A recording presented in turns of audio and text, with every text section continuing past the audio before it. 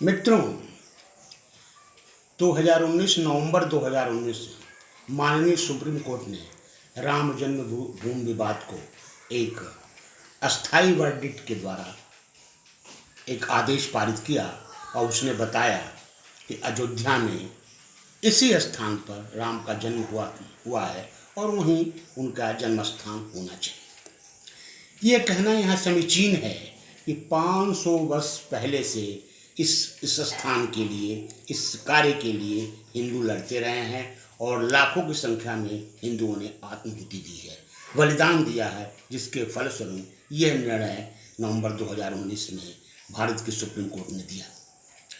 और उसमें supreme court ने यह भी किया कि एक ट्रस्ट बनाया जाए जो मंदिर निर्माण के कार्य को प्रारंभ करे।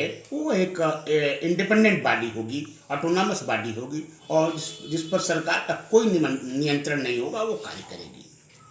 उसी ऑटोनॉमस बॉडी ने आज श्री राम जन्मभूमि के शिलान्यास के लिए 5 अगस्त निश्चित किया है और शिलान्यास के लिए भारत के प्रधानमंत्री को आमंत्रित किया है। हम यहाँ यह कहना चाहते हैं कि श्री राम सार्वभौम सत्ता के मालिक थे, परम ब्रह्म विष्णु के अवतार थे और श्री राम का चरित्र ऐसा था जो सर्वकाल में सर्वलोक में सबके लिए एक चिंतन का कारक था। श्री राम जब अयोध्या से निकलते हैं पिता की आज्ञा को मान करके और जो ही वन में जाते हैं तो वो मर्यादा पुरुषोत्तम श्री राम हो जाते हैं और वो वहाँ से पहुँचते हुए श्रृंगवेरपुर जाते हैं। वहाँ निषाद राज को अपना मित्र बनाते हैं और उनका राज्याभिषेक करते हैं, वह उनका राजा बनाते हैं।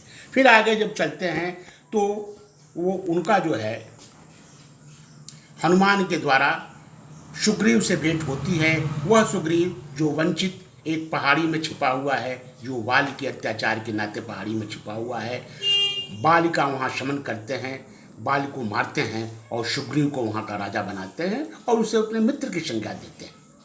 फिर वो बानरों की शोषित वंचित लोगों की सेना बनाते हैं, जबकि वो अयोध्या के युवराज थे। अयोध्या चक्रवर्ती सम्राट दशरथ के पुत्र थे। वह चाहते तो एक बड़ी सेना लेकर के जंगल में जाते और रावण का वध कर देते। फिर हनुमान के द्वारा उनको ये ज्ञात होता है कि भगवती सीता का हरण जो है राक्षस राज रावण द्वारा किया गया है और वहाँ से वो चलते हैं। फिर वो समुद्र को पार करते हैं और समुद्र पार करके लंका में जाते हैं। विभीषण वहाँ उनसे आकर मिलते हैं और वो विभीषण को उसी समय लंका का राजा बना करके उनका राज्याभिषेक करते हैं और वो लंका में लड़ाई होती है, रावण का वध करते हैं और विभीषण को वहाँ का राजा बनाते हैं। जबकि समय की परिपाटी ये थी कि जो विजेता राजा होता है वहाँ अपना कोई छत्रपाल नियुक्त करता है, क्षत्रप नियुक्त करता है, वहाँ अपनी संस्कृति को थोपता है। लेकिन श्री राम ने ऐसा नहीं किया। उन्होंने कुछ नहीं किया बल्कि वहीं के विभीषण को वहाँ का राजा बनाया और कहा कि आप सुशासन वहाँ स्थापित करें और उन्हें मित्र की संज्ञा दी। तो श्री राम का यह चरित्र था, एक कैरेक्टरिस्टिक थी।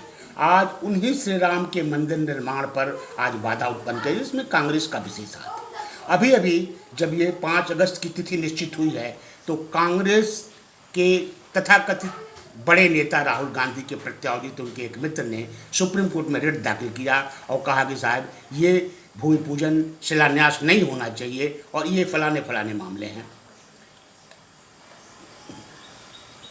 मित्र, ऐसा है कि मैंने गलत कहा है। आज सुप्रीम कोर्ट में नहीं बल्कि इलाहाबाद हाई कोर्ट में एक रिट पिटीशन दाखिल हुई, सॉरी फॉर दैट, और उन्होंने हाई कोर्ट में एक रिट दाखिल किया और prima facie chief justice Mathur और उनके साथ के एक जज ने ये निर्णय दिया कि ये तो प्रिजम्पशन पर आधारित है कि एक बात है और ये रिट पिटीशन है और टोटली बेस्ड ऑन प्रिजम्पशन, और उसको प्राइमा फेसाई उन्होंने खारिज किया। कांग्रेस का चरित्र ये है कि वो राम मंदिर के इस मुकदमे में हमेशा जो है रोड़ा अड़काती रही है। कभी वो कहती है कि राम सेतु एक काल्पनिक चीज़ है, कभी कहती है कि राम एक मिथ है, एक काल्पनिक है, और आज उसी राम मंदिर के शिलान्यास में उसने रिट पिटीशन में ऑनरेबल इलाहाबाद हाई कोर्ट में दे करके उसने जो रोकने का काम किया है। जबकि ऑनरेबल जस्टिस, चीफ जस्टिस और उनके एक सहयोगी जज ने ये कहा कि ये एक काल्पनिक बात है, प्रिजम्पशन पर आधारित है और इसको प्राइमा फेसाई खारिज कर दिया। तो हम ये कहना चाहते हैं कि कांग्रेस ऐसा क्यों कर रही है। It's totally based of the Muslim तुष्टिकरण। ये मुस्लिम तुष्टिकरण पर बेस है। एक दल के लोगों को, एक जाति के लोगों को वोट बैंक की राजनीति के लिए उनका जो है प्रश्रय दिया जा रहा है और उनको खुश करने का एक कार्य किया जा रहा है। तो हमारी समझ से श्री राम जो है सबके हैं, पूरे विश्व के हैं, अखिल विश्व के हैं। उन्होंने कभी किसी जाति वर्ग समुदाय का भेद नहीं किया है। उनका दरवाज़ा, उनका दर सबके लिए खुला हुआ है। और राम राज्य के लिए कहा गया है कि दैहिक दैविक भौतिक तापा राम राज काहू नहीं व्यापा। राम राज्य में किसी को किसी प्रकार का दुख नहीं था, सब लोग सुखी थे, सारे जाति वर्ग विशेष के लोग प्रसन्न थे, खुशी थे।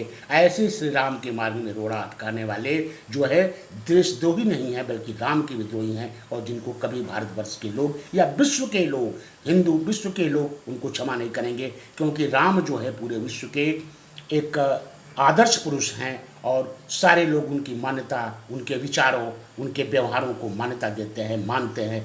ऐसे श्री राम का विरोध करने वाले को यहाँ के नरक में भी स्थान नहीं है। जय जय श्री राम।